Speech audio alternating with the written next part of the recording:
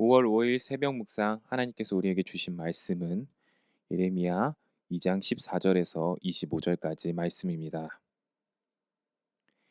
이스라엘이 종이냐 시종이냐 어찌하여 포로가 되었느냐. 어린 사자들이 그를 향하여 부르짖으며 소리를 질러 그의 땅을 황폐하게 하였으며 그의 성읍들은 불타서 주민이 없게 되었으며 놉과 다바네스의 자손도 내 정수리를 상하였으니 내 하나님 여호와가 너를 길로 인도할 때에 내가 그를 떠남으로 이를 자취함이 아니냐. 내가 시올의 물을 마시려고 애굽으로 가는 길에 있음은 어찌 됨이며 또 내가 그 강물을 마시려고 아수르로 가는 길에 있음은 어찌 됨이냐. 내 악이 너를 징계하겠고 내 반역이 너를 책망할 것이라. 그런즉 내 하나님 여호와를 버림과 내 속에 나를 경외함이 없는 것이 악이요 고통인 줄 알라. 주 만군의 여호와의 말씀이니라. 내가 옛적부터 내 멍에를 꺾고 내 결박을 끊으며 말하기를 나는 순종하지 아니하리라 하고 모든 높은 산 위에서와 모든 푸른 나무 아래에서 너는 몸을 굽혀 행음하는도다. 내가 너를 순전한 참종자 곧 귀한 포도나무로 심었거늘 내게 대하여 이방 포도나무의 악한 가지가 됨은 어찌 됨이냐. 주 여호와의 말씀이니라. 내가 잿물로 스스로 씻으며 내가 많은 비누를 쓸지라도 내 죄악이 내 앞에 그대로 있으리니 내가 어찌 말하기를 나는 더럽혀지지 아니하였다 바알의 뒤를 따르지 아니하였다 하겠느냐. 골짜기 속에 있는 내 길을 보라. 내 행한 바를 알 것이니라. 발이 빠른 암낙타가 그의 길을 어지러이 달리는 것과 같았으며 너는 광야에 익숙한 들 암나기들이 그들의 성욕이 일어남으로 헐떡거림과 같았도다. 그 발전기에 누가 그것을 막으리요. 그것을 찾는 것들이 수고하지 아니하고 그 발전기에 만나리라. 내가 또 말하기를 내 발을 제어하여 벗은 발이 되게 하지 말며 목을 가라게 하지 말라 하였으나 오직 너는 말하기를 아니라 이는 헛된 말이라. 내가 이방신을 사랑하였은즉 그를 따라가겠노라 하도다. 아멘. 하나님보다 안전한 곳은 없다라는 제목으로 오늘 새벽 묵상 함께 나누도록 하겠습니다. 우리는 5월부터 예레미야서를 살펴보고 있습니다. 우리가 예레미야서를 읽을 때 한 가지 중요한 배경 요소가 있다면 당시 고대 근동 국가들의 정세일 것입니다. 예레미야는 요시야 왕이 끝날 때 무렵부터 예루살렘의 멸망까지 경험한 선지자입니다. 당시 고대 근동의 정세는 급변하는 상황이었습니다. 오랫동안 고대 근동을 지배해왔던 그 아시아 세력을 지배해왔던 아수르의 세력이 점점 약해지면서 그 자리를 차지하기 위해 바벨론과 이집트가 치열한 전투를 벌이던 때였습니다.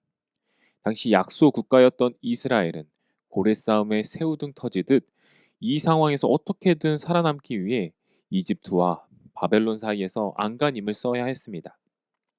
세상적으로 본다면 당연히 더 강하고 이길 것 같은 나라의 편에 서서 살아남는 것이 맞습니다. 그러나 예레미야 선지자는 하나님의 백성은 그 어떤 나라의 지배도 받을 필요가 없고 오직 하나님, 여호와 하나님의 통치만 받으며 살아가는 백성이 되어야 한다고 말하고 있습니다. 그러나 이스라엘은 하나님만 의지하지 못했습니다. 예레미야는 이렇게 계속해서 하나님을 의지하지 않고 세상 나라와 우상을 의지하는 이스라엘을 향하여 하나님의 심판의 메시지를 예언하죠. 14절 한번 보겠습니다. 이스라엘이 종이냐 시종이냐 어찌하여 포로가 되었느냐. 여기서 종은 돈을 들여 사온 노예라는 뜻인데요. 시종은 무슨 뜻일까요? 팔려온 그 노예의 자녀들을 가리킵니다. 결국은 다 노예라는 것이죠. 이스라엘은 스스로 하나님의 아들임을 포기하고 하나님의 자녀, 하나님의 백성임을 포기하고 강대국의 종이 노예가 되어버렸습니다. 16절 보시면 놉과 다바네스의 자손도 내 정수리를 상하였으니 여기서 놉은 멤피스로 알려진 곳이고 우리가 잘 알고 있는 멤피스 그리고 다바네스도 이집트의 아주 유명한 도시 중에 하나였습니다.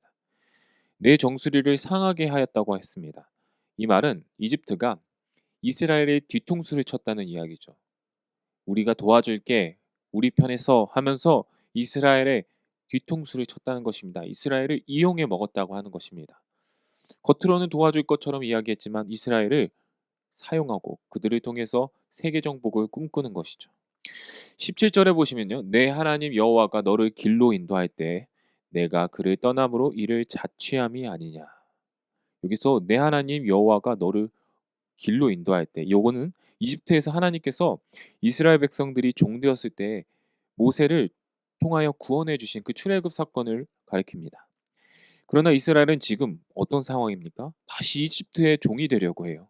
스스로 이집트의 노예가 되려는 길을 취하고 있습니다. 18절에 보시면 내가 시올의 물을 마시려고 애굽으로 가는 길에 있음은 어찌 됨이며 또 내가 그 강물을 마시려고 아수르로 가는 길에 있음은 어찌 됨이냐. 여기서 시올은 나일강의 한 줄기를 가리키는데 나일강을 대표하는 단어입니다. 이스라엘 백성들은 지금 나일강, 이집트에 구걸하고 있어요. 이집트의 물을 마시기 위해 구걸하고 있고 그곳에서 흘러나오는 물을 마시고 있습니다. 그리고 아수르로 가는 길로 가 있음을 가리키고 있습니다. 지금 이집트와 아수르, 이제 지는 해들인데 사실 그들은 바벨론에 질 수밖에 없는 나라입니다. 이 져가는 태양을 붙잡고 있다는 것이죠. 아수르와 이집트를 붙잡고 있다는 것이죠. 그 가운데서 이리저리 헤매는 모습은 마치 세상의 것을 찾아 헤매는 우리의 모습과도 같은 것 같아요. 이렇게 이스라엘은 하나님을 올바로 섬기지 못하고 하나님만 의지하지 못하고 이집트, 아수르 여기서 갈팡질팡하는 모습을 보이고 있습니다. 20절부터 25절까지는 다 읽어보진 않겠지만 우상 숭배에 중독된 이스라엘의 모습을 5가지로 표현하고 있는데요. 첫 번째는 20절에 예레미야는 이스라엘을 멍에를 부숴버린 소라고 비유합니다. 여기서 멍에는요. 원래 이제 소가 이제 멍에를 차면은 주인의 이제 소유가 된 거죠. 종이 된 모습을 상징하지만 하나님께서 주신 멍에예요. 이 멍에는 거룩한 멍에입니다. 바로 하나님의 말씀이죠. 율법에 속한 하나님 말씀에 속한 삶이었습니다. 그러나 이스라엘은 이 하나님의 멍에가 싫다며 그것을 부숴버리고 던져버리고 세상의 멍에를, 이집트의 멍에를, 아수르의 멍에를 메었습니다. 두 번째 21절에 선지자는 예레미야 선지자는 이스라엘을 잡종이 된 포도나무로 비유해요. 한때는 하나님께서 순전한 종자, 정말 좋은 포도가 나는 나무로 심으셨지만 세월이 지나면서 점점 변질되고 잡종이 되어가고 악한 포도나무가 되어버렸다는 것입니다. 이것은 가나안 이방 문화와 가나안 신들에게 오염되어 가나안화돼버린 이스라엘의 모습을 나타내죠. 22절에 잿물과 비눗물로 씻어도 지워지지 않는 얼룩, 그것을 씻어도 너희들은 지워지지 않을 것이다. 예레미야는 말합니다. 이것은 이스라엘이 지금 우상 숭배와 행음과 하나님을 떠난 죄악으로 지금 얼룩져 있다고.